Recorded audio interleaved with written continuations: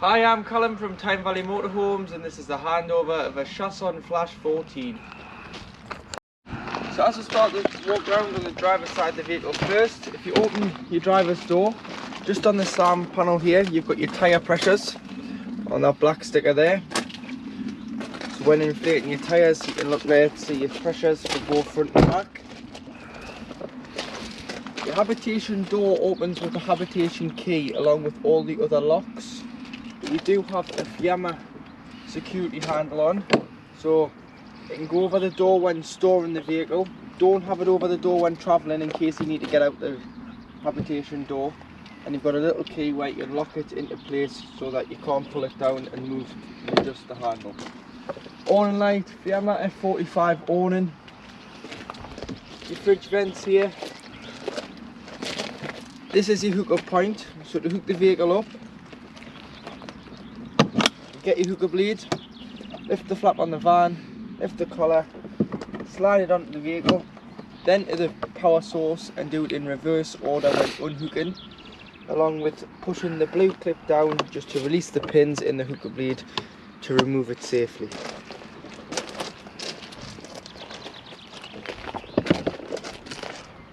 Storage at the back, so you've got storage underneath the bunks at the back, along with your awning handle in there.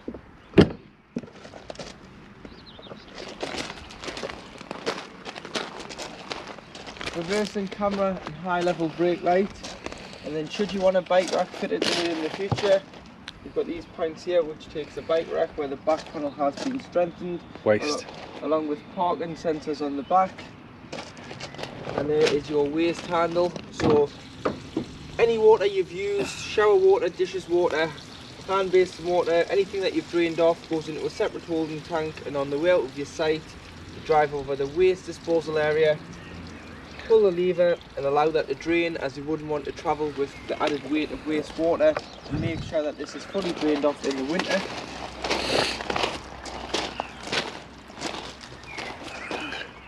LPG. So this is your gas bottle locker. It takes one 6 kilogram propane bottle, and you'd strap it top and bottom just so it's safe. Connect the pigtail, which is a left hand thread, so opposite threads with it being gas. You'd hand tighten the pigtail and turn the cylinder on and off from the top of the bottle, but make sure it is turned off before you start driving. Some more storage this side. This is your toolkit for your Ford. Got your parking sensor box there. Some more storage. When heating the water on gas, this cover must come off because it allows the fumes out the side of the vehicle. If that was to stay on, the water won't heat because the fumes can't exit the vehicle. So hand on the top, thumb in the middle, peel the cover off. Either put it in the gas locker or in the passenger door pocket, and then when you come to travel you can pop it back on so that you don't get the vent dirty.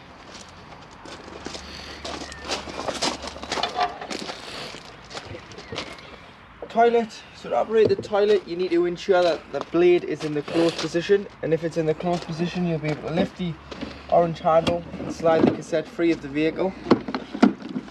You can drag it to your waste disposal, which is normally beside your toilet block when it's full and heavy instead of carrying it.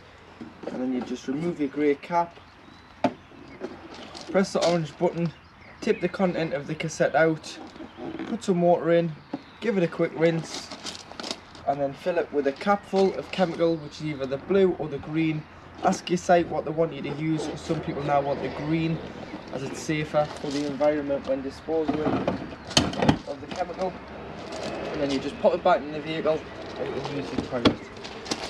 Underneath here you do have your exhaust for your diesel heater, along with your valve here for your freshwater drain. It's just here, so if you've taken on contaminated water or you're draining the vehicle down when not in use, especially for the winter, as you wouldn't want to leave any water in there, you'd open this point to drain it off fully. To fill with water, so you need to go and get yourself a hose pipe with some hose pipe connections, as it's mainly just a brass tap on site. And then all you do is got a lockable cap, So when it spins, it's locked. When you can grip it and turn it and remove the cap, it's open. Pop the flat end of the hose pipe into here. Wait until it either overflows or until you've got enough water on board, which you can see on the main control panel.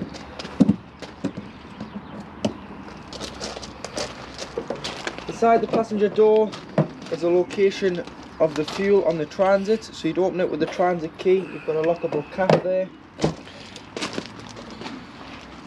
Your leisure battery lives underneath the passenger seat, and the engine battery lives underneath the driver's seat on the transit. And then open the bonnet using the key, pop it in above the forward badge, turn it to your left to pop the bonnet, then to release it, turn it to the right.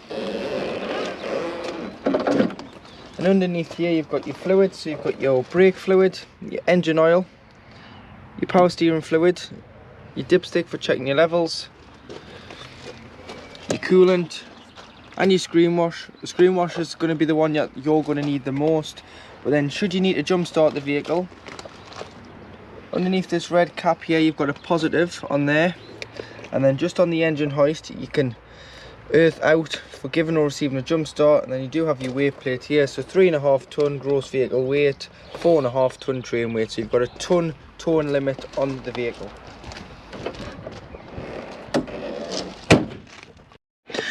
To operate the 12 volt Chausson control panel, so if you're hooked up, you'll have this little green light on here, which means you are receiving 230 mains volts. If you haven't got that light on, you will just have 12 volt off your leisure battery. So to turn the 12 volt on and off, the top right hand corner, you've got your on off master switch. And then underneath that, you've got the switch for your lights, which are all then individually switched around the van. And then underneath, you've got a picture of a tap. This is your pump. So making sure that you've got enough water on board before you turn the pump on. But you've got to have the pump on to pressurise the taps, toilet and shower for your water system. Otherwise, there'll be no water coming through the taps, toilet or shower. And then on this side, you've got your levels. So starting off with the one that looks like a trailer, at the top left hand corner, you've got your leisure battery reading. So it's telling you there that's in the green, but take the hookup out to get a true reading of the batteries, as sometimes when it's hooked up, the hookup can give the batteries a false reading. Picture of a truck. This is the Ford engine battery, which is your vehicle battery. And then underneath you've got water. So this is your fresh water. And when this one starts illuminating, your waste is full and you need to go and pull the handle outside the vehicle to drain it off. To operate your hob, you will need a ignition of some sort, as it doesn't have a built-in ignition, so you'll need a lighter to ignite the 3 burners. So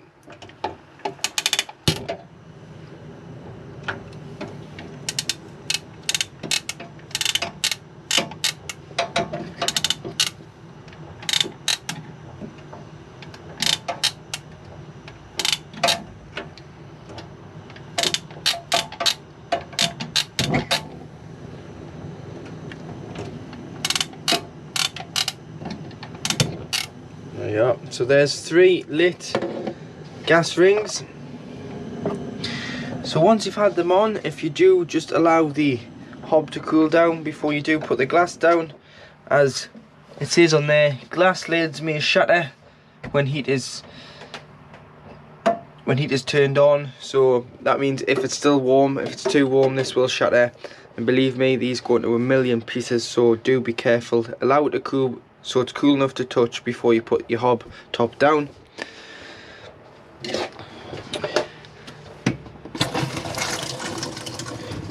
It's just showing that your water system's working, and the water is getting up to temperature there, so it's starting to get warm. And then above, to open all the overhead lockers throughout the vehicle, press behind the handle and you'll be able to lift the doors up. You've got a plate rack there and some storage in the cupboard next to it, and then the blind behind got a fly screen, and you've got a blackout blind along with a little light underneath the under cabinets. To operate your grill, simply turn on here and then use a spark ignition at the top.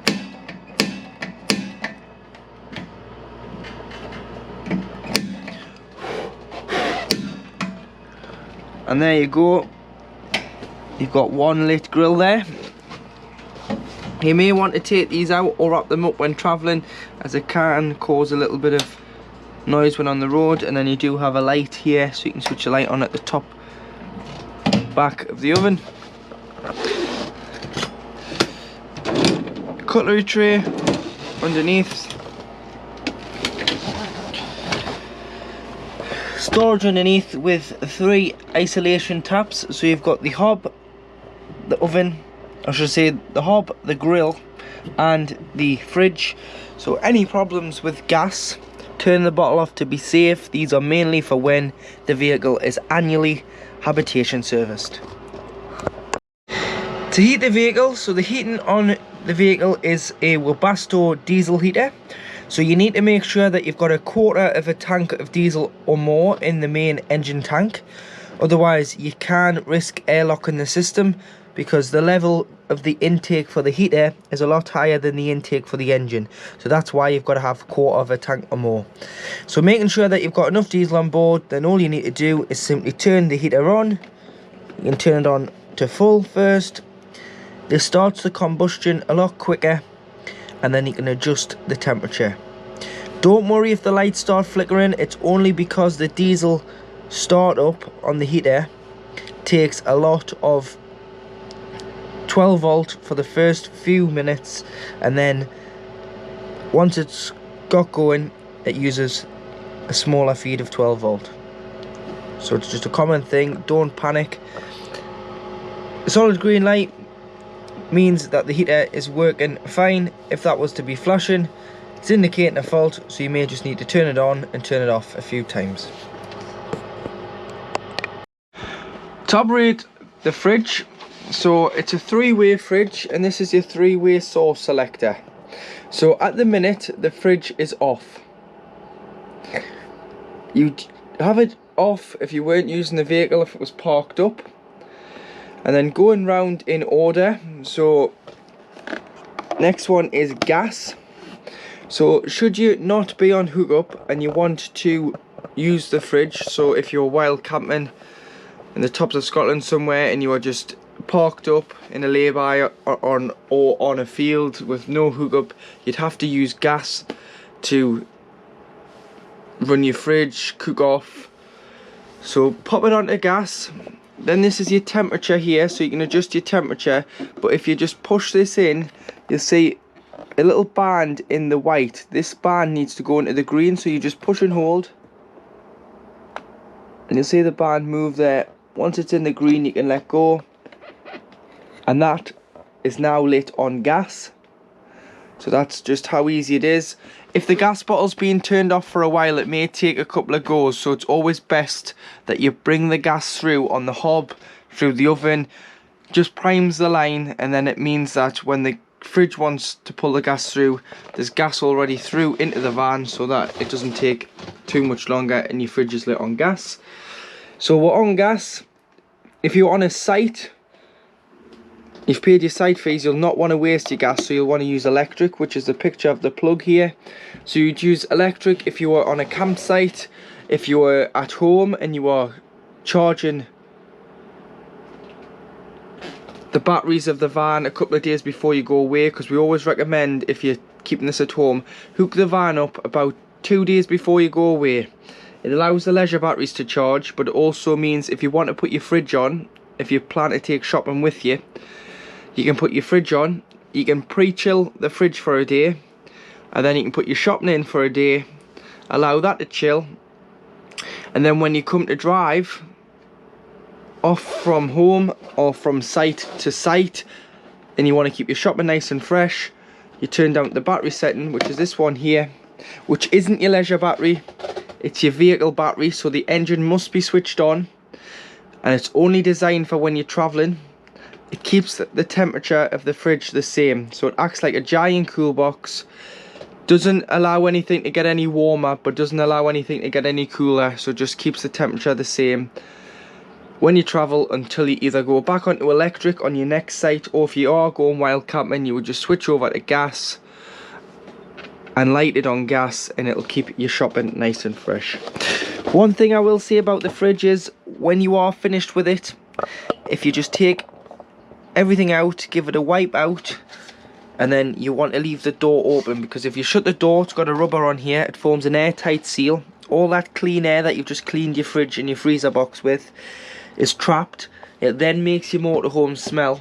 So if you lift up the fridge handle, and underneath you'll see this little black toggle, pull that out, pop that into here, so rest it into there, and what it'll do is it will allow air circulation in and out the fridge to stop smell and mold and bacteria from forming in the fridge. And then at the bottom you've got a little catch here, so when you're traveling, it's known as a travel catch. It stops the door from opening by popping onto the little toggle on the bottom of the door, so when you're traveling and it's full of food, it's not going to just open. In the wardrobe, so you've got a large wardrobe there with hanging rail, but you've also got your status TV aerial. So you've got a Vision Plus booster there, which is amplifying the signal, so that just goes on and off with the main 12 volt control panel. And then if you are struggling for a TV signal, if you just loosen this nut off, you can adjust your TV aerial. So if you loosen it off, push this up, direct the aerial with the toggle, so just lifts it, tilts it, but look where the other motorhomes and caravans are pointing on your sight, and that should give you a good idea of where the good signal is. And then before you do travel, always make sure it's pulled back into the vehicle and the nut is fastened, as you wouldn't want the wind to get underneath the aerial and cause any damage. In the rear of the vehicle, on the side of the bed, you do have your hot water switch. So heating your water is on gas. So to heat the water, take the cover off outside, and then all you need to do is, you've got off in the middle, you've got your temperature difference, so you've got 50 at the top, 50 degrees of heating your water, which is 10 litres at a time, or you do have 70 degrees at the bottom. So you can adjust the temperature to suit, but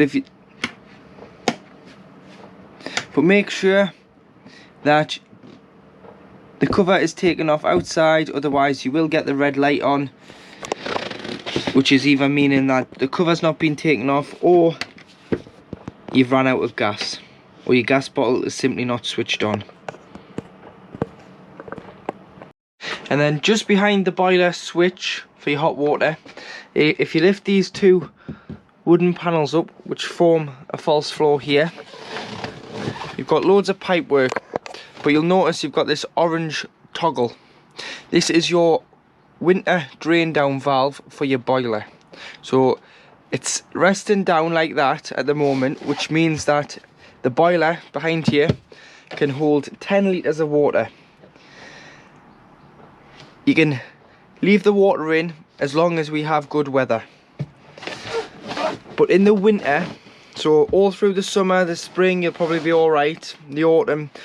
But once we get into the winter, so from around October, back end of October to March, you want to fully drain down the vehicle, which means you leave no water in it at all.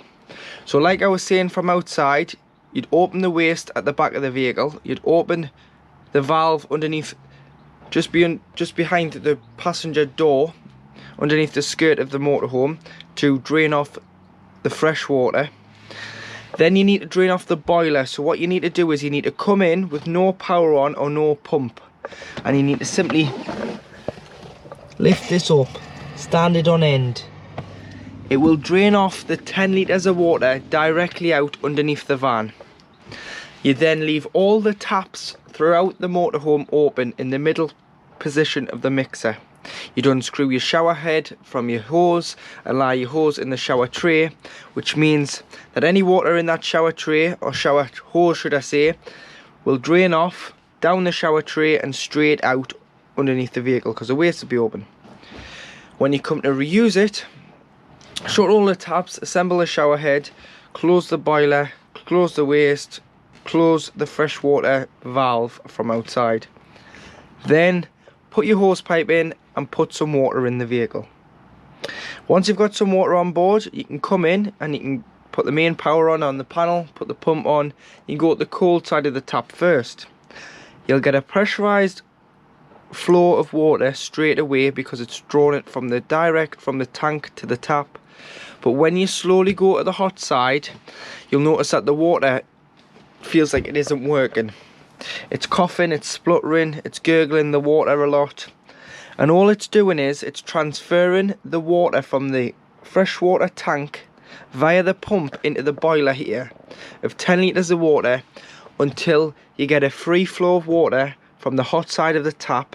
This is when you know that your system is primed. Once you do one tap, just check them all, and then once they're all working fine, great, your system is primed. But make sure that you drain it off in the winter when we are experiencing bad weather, colder weather, as if you don't, it's not covered under warranty, and a boiler can be very expensive to repair or replace. So in the washroom, which is a combined toilet shower cubicle, but you do have your shower screens which are tied back here, so you can undo them and you can bring the shower cubicle around, along with just take the turnbuckle off as well, which keeps this one hinged back. And that will give you your shower. You've got your light here which turns the light on and off. Your tap is a mixer tap and a shower, so all you need to do is pull it out,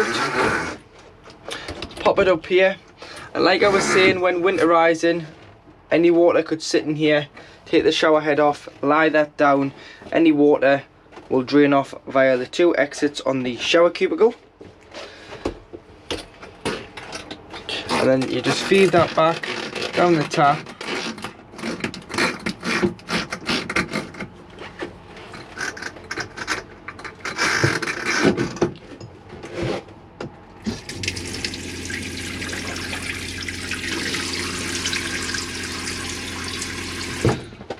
And your hand basin's working.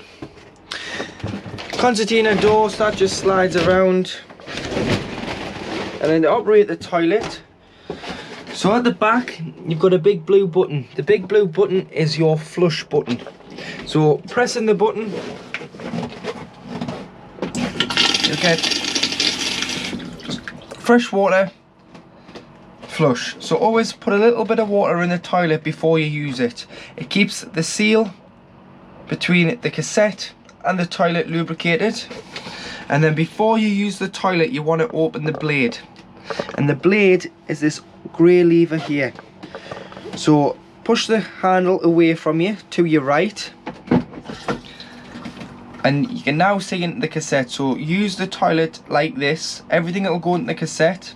You'd flush after use. If you've bought any pink, obviously it doesn't take the pink because it doesn't have a separate header tank, but what you can do is you can put a small amount into a spray bottle, dilute that with water, spray the bowl, then flush, and then bring this back towards you, which closes off the cassette from the toilet. And then when the cassette indicates it's full, which it will with a light on this side underneath the diagram of the cassette, the toilet cassette will be able to slide straight out the side of the van with no hassle. If it doesn't come out, you know what you've done, you've left the blade open. But if you do it in that routine, you should never have a problem of getting the cassette out the side of the van when you need to empty it. Toiletry cabinet, and then you've got this skylight here, so you can open it for ventilation and close it off before you travel. Make sure that is shut before you start travelling.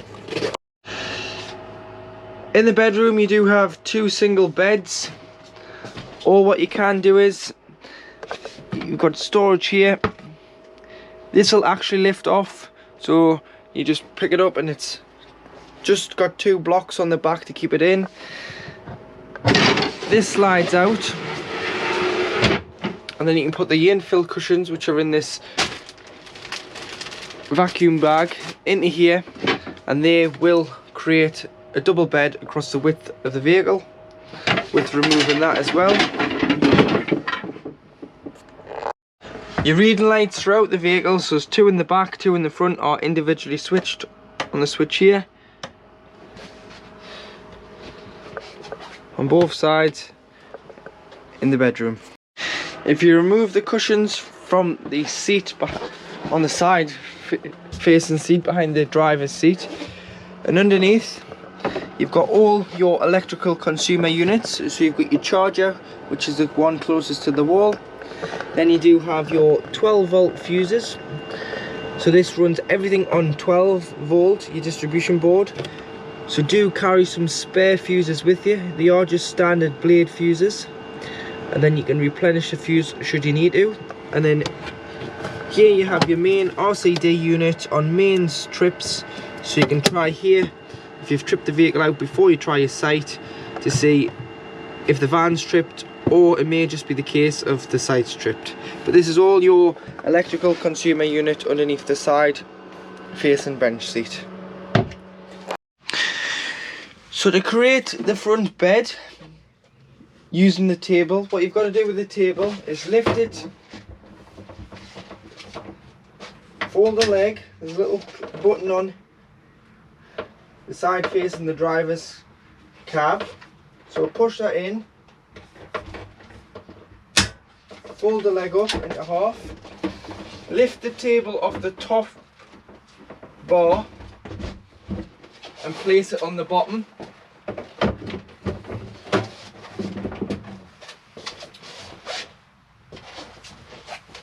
Pull the extension out on the table, and on the seat here you've also got this little piece that you pull out. So pull that out, and then you want to just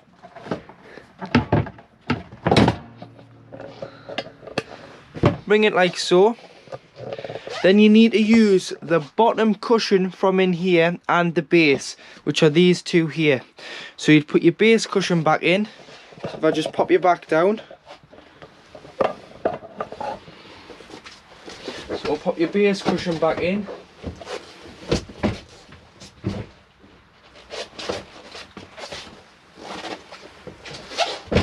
and the small cushion, push them together. And then on this side facing seat, you need to pull your base cushion forward, and your backrest drops into the back and forms your bed across the length of the vehicle.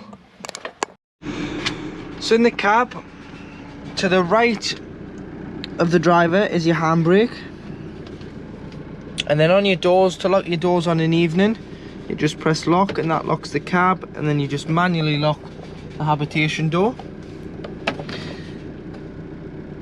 Driver and passenger electric windows, and then to black the cab out you've got the curtains which go round to black out all the cab on an evening. Mirror adjustment, which are electrically operated, but it's only the top ones that adjust on the dial here. The bottom ones, being the blind spot, needs to be manually adjusted. Headlights off, side lights, headlights, and then you'd pull it back to put your rear fog light on, or you can put your park light on. You do have your headlight adjustment, your wipers, your trip computer, which goes through the little screen in the middle, so if you scroll you can see the air temperature outside, the average speed, average fuel usage, the distance to empty, and the temperature. If you want to reset that, you would just press and hold, but these are your indicators as well. Cruise control on and off, so you turn it on and then you'd get the speed you want to, and you'd press set. You can speed up here, slow down there with the plus and the minus, and then should you have to brake, you can press resume, and it will go to the last speed that the cruise control was set before the engine was turned off. At the bottom you do have volume up and down, mode for the radio, and then you've got seek. So you can seek by going up and down, and you'll see there the radio's changing channels. ESP off, so if you're stuck on wet grass you can turn your ESP off to be able to get out. Hazards, fan speed with aircon in the middle, so you just turn the aircon on, which is this green button here. Distribution and temperature, handy little tray there for coins, pens, large glove box, top glove box with an aux 3.5mm jack in there for the radio, and that one does have a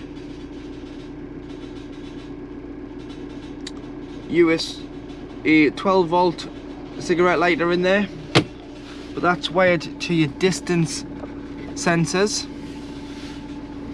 So when you pop it into reverse, what will happen is, not only do you get your rear view camera on, but you also get your sensors on it. It says left and right, and it'll tell you how close you are to something for the sensors.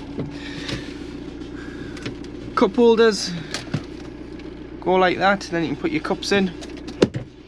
And then to operate the radio, it is just FM, AM, auxiliary, CD. There's a CD, auxiliary, FM, AM. Search for your station, then press and hold to save your favourite radio station. Failing that, you can pop a CD in and it'll start to read the CD. And then finally, to turn your seats,